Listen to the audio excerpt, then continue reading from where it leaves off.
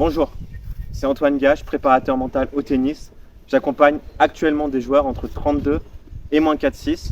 J'ai un master en préparation mentale et j'ai le diplôme d'État. Vous arrive-t-il de vous dire « Oh, je joue beaucoup moins bien en match qu'en entraînement ?» C'est une problématique qu'on voit très souvent. Je vais vous expliquer comment résoudre cette problématique et comment arriver à jouer en match comme à l'entraînement. Souvent, quand les joueurs me parlent de jouer en match comme à l'entraînement, ils disent que quand ils sont à l'entraînement, ils arrivent à être relâchés et à prendre des risques et à taper fort et à jouer un tennis offensif. Et dès qu'ils sont en match, ils ont tendance à jouer petit bras, à être très crispés et à ce que la balle n'avance plus. Je vais vous donner donc une technique et vous questionner sur ça pour justement que vous arriviez à jouer un match comme à l'entraînement.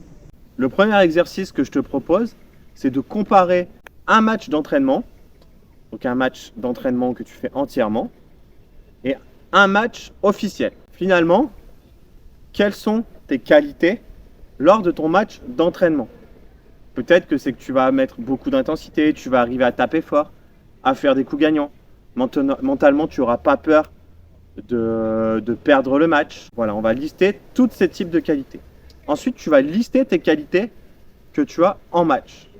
Peut-être que tes qualités, ça va être d'être compatible, d'être focalisé sur le résultat et donc de gagner tes matchs. Ça peut être aussi d'être régulier. En fait, ce qu'on va se rendre compte d'une manière générale, c'est que les joueurs, quand ils sont en match d'entraînement, ils vont avoir un objectif généralement beaucoup plus dit de maîtrise. C'est-à-dire qu'ils vont être focalisés sur la tâche qu'ils réalisent, sur le fait de, entre guillemets, bien jouer au tennis. C'est-à-dire avoir une belle technique, faire des choix justes tactiquement, mais ils ne vont pas être focalisés, ils ne vont pas avoir un objectif de résultat, donc de gagner le match. Le fait d'avoir des objectifs uniquement de maîtrise et de ne pas avoir pour objectif de gagner va donc modifier tes choix tactiques, mais aussi ta technique. Tu vas chercher à faire des beaux gestes, à jouer proprement. À l'inverse, quand tu es en match, tu vas te focaliser peut-être juste uniquement sur le résultat et donc ton style de jeu, ta technique et ta tactique va être modifié. Donc en fait, si on caricature les choses, tu peux être satisfait de ton entraînement parce que tu as bien joué, mais finalement tu peux avoir perdu en ayant bien joué à l'entraînement. Et à l'inverse, quand tu es en match, tu vas être satisfait d'avoir gagné, mais tu ne vas pas prendre en compte comment tu as gagné. Tu ne vas pas prendre en compte tes objectifs de maîtrise. Je t'invite donc à réaliser une, voire deux expériences. La première expérience, c'est vu que tu as listé ton comportement, ton attitude, ton type d'objectif sur les matchs officiels, et ben tu vas prendre ce comportement, ton type d'objectif sur un match officiel et tu vas le retranscrire, même si cela est très difficile à faire, mais c'est l'exercice demandé, lors d'un match d'entraînement.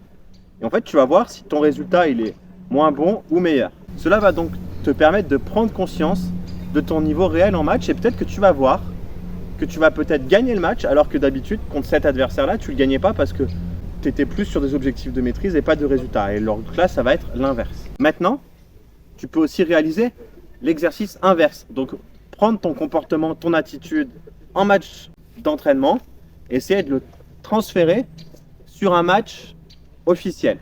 Et là, tu vas voir le résultat aussi. Une fois que tu as fait ces deux exercices, tu vas donc pouvoir savoir si tu es trop focalisé sur un objectif de maîtrise ou trop focalisé sur un objectif de performance.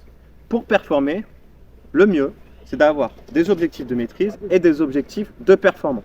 Donc concrètement, quelles conclusions tu dois en tirer et quels aspects tu dois mettre en place pour performer lors de tes prochains matchs. Lors de tes prochains matchs, finalement, je t'invite donc à te fixer des objectifs à l'entraînement de résultats et de maîtrise. Lors de tes matchs d'entraînement, tu dois donc chercher à te rapprocher le plus possible de la réalité d'un match officiel. Si tu ne te rapproches pas de la réalité d'un match officiel lors de tes matchs d'entraînement, tu ne vas pas être capable d'évaluer réellement ton niveau de match officiel. Donc je t'invite à liker ma vidéo, mais aussi à t'abonner à mes vidéos. Tu auras du contenu pour progresser mentalement au tennis. Tu peux aussi me suivre sur Instagram et sur TikTok. Tu pourras notamment voir les témoignages des joueurs que j'accompagne personnellement, car je propose des suivis individualisés en préparation mentale, avec des techniques de préparation mentale pour que la personne devienne plus performante, gère mieux ses émotions, son stress. Si tu veux aller plus loin, donc n'hésite pas à m'envoyer un message sur Instagram ou à commenter cette vidéo.